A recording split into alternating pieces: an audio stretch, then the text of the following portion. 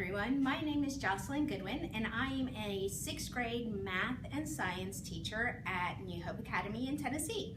I hear that you all are learning about TBRI and how to have a trauma-informed classroom. I'm here to tell you that TBRI has changed not only my classroom but my life. I am passionate about it. 2 years ago, Dr. Karyn and Dr. Karyn Purvis and Dr. Casey Call came and did an in-service at New Hope, and we all loved the information. I was kind of like you though. Once it came to implementing in my classroom, there was so many other things to do, it kind of fell on the back burner. So first day of school starts, my class comes in, and I realize, oh no, I'm not having fun. And so that first week was hard. I went home frustrated, angry, and by Friday I had gotten to the point where I walked out of the building, screamed so hard that I lost my voice, and I knew something had to change. So I went to our library, picked up all of the Karyn Purvis DVDs, went home and watched them, and thought, I've got to do this in my classroom. So Monday morning rolls around and I have a new way of thinking. First thing was, I'm going to try to look at every child's behavior not as willful disobedience, but as a survival skill. Or I asked myself this question: what does this child need from me right now? And so it really changed that perspective. I also took a good look at how I was entering each interaction. Why was it making me angry? Is that my response? And so that helped me too. And I knew I had to connect in order to start the TBRI process. So I made up this little board that you see behind me.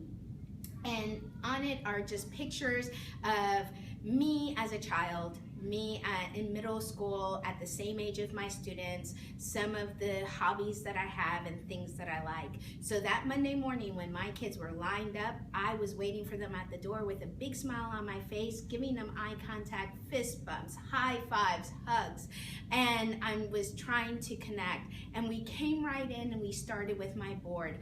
I told them my story, and then they told me parts of their stories, which really helped me start listening to what some of their behaviors may have been, and kind of connecting with them. So then I started looking at, am I empowering the class well? Well, I have a water filter in my classroom. The kids are allowed to get water whenever they want. They have a water bottle that the school provides for them. We have a snack basket in our class. We usually do snack around 9:45, lunch at 11:30 or 12. Then we also have a snack towards the end of the day to help with those blood sugar things. And then I thought, I've got to have movement in my classroom. So I'm going to walk you through what movement in the classroom might look like. They come in. 1 minute later, they're grabbing their folders from the back portion of my classroom, coming to their desk, doing a math minute. And they can do it standing up, they can do it sitting backwards, I don't care. Then we check math minutes, they put folders back, they go grab homework, which is in a different part of the classroom. We check homework, we turn it in another part of the classroom. So I'm having them up and around. So when I start my lesson, it's about 5 minutes, and then that they're writing in their notebooks, and they can write in whatever color that they want. Because it's notes for them. And then we go to these guys, little whiteboards, and you guys see my little whiteboard, and they do all of the practice. A lot of kids love doing practice on these whiteboards because it gives them the space that they need. And then they can show me the answers immediately. We have up and down and going around, and some kids stand and they write on these guys, and it gives them that movement. And it really helps with some big motor kind of skills. Then I thought, am I meeting sensory needs? So I needed to have some fidgets. I have some elastic bands. I have some weighted items. They're all in one place in the classroom. And in my classroom, I'm like, let's get that before we get our math minute folders. So you might need it. Let's already have it. Or if we're at a place where you can go and grab it, that's great.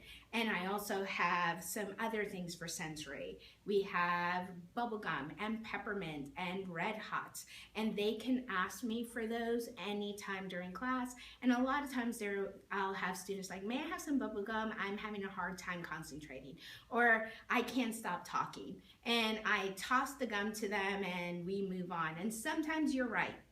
I know what you're thinking. Everyone's going to want a piece of gum. Sometimes we do that, and everyone gets a piece of gum. The novelty wears off, and then only the ones that need it, and you won't be going through so much gum. Now, I realized that too, that once I started connecting, giving them that meaningful eye contact, the kids having voice, my undivided attention, making compromises. It's a great negotiation skill with them. If they do it with respect, having them do redos, that my correcting of behaviors was dramatically changed. I wasn't getting home angry. I wasn't getting home frustrated. I wasn't getting home not wanting to be around these kids. We were having fun. They were having successes. They were asking for their needs, getting those needs met. They were feeling confident and safe. And all of that actually started showing great changes in their grades, the amount of completed homework, and their state test. We had some discrepancies in gap between our economically disadvantaged children and our non-economically disadvantaged children, and we actually saw that gap lessen when the TBRI was in place. And so I stand firmly with it. I use it in my classroom. I use it in my home. It is very helpful, and I'm excited that you all will be using it too.